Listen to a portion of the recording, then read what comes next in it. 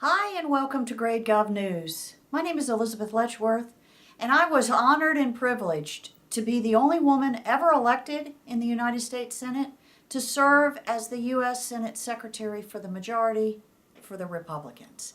I tell you that because I wanted you to know that these video clips, they are always going to be all about Congress, full of inside information from a real insider. And today we're going to talk about the Defund ObamaCare effort. I know many of you know that the Defund ObamaCare effort was attached to the continuing resolution in the House of Representatives. And the continuing resolution keeps the government operating, it keeps the government running with money up to December 15th. That bill is now in the Senate of the United States, and there's a procedural vote in the Senate in order for the Senate to begin debating the bill. The procedural vote is a cloture vote, and it takes 60 United States senators to vote yes to proceed to the bill. Senator Ted Cruz, the Republican from Texas, Senator Mike Lee, the Republican from Utah, they are asking their Senate Republican colleagues to vote no, notwithstanding the fact that Senator Cruz and Senator Lee were ahead in the effort to ask the House Republicans, to ask the House Speaker John Boehner to include in the continuing resolution the Defund ObamaCare language. So they put it in the CR, they sent it over to the Senate, and now Senator Cruz and Senator Lee are saying don't vote to proceed to the bill. The Senate Majority Leader Mitch McConnell and other Republican senators are likely going to vote yes to proceed to the bill because it does fund the federal government and it defunds Obamacare. But what will ultimately happen in the end is Senator Harry Reid will have enough votes, it only takes a majority vote, to be able to strip out the Defund ObamaCare language. And then it'll be back in the House of Representatives court, and likely they will pass a clean CR. But I want folks to think about this procedure in this way. This is just a practice round. It's a practice round to the big game, to the big Masters tournament, if you will, that I believe will happen around December 15th.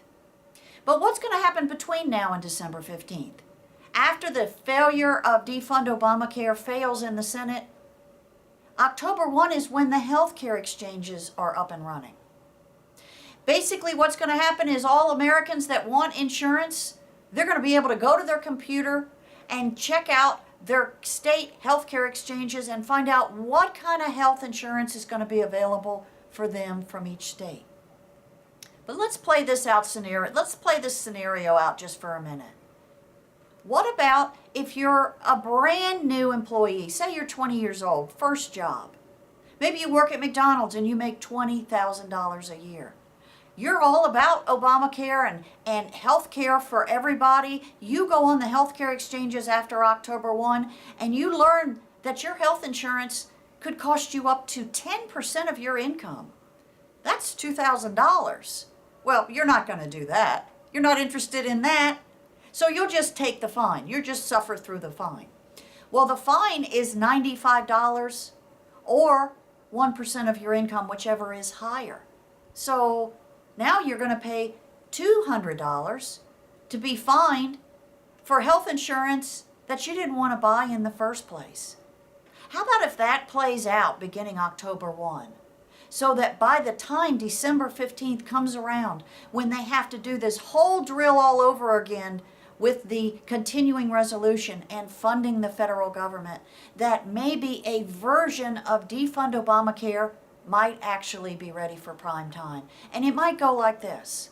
How about suspending Obamacare for 1 year or until unemployment gets to 6% or below, whichever is sooner.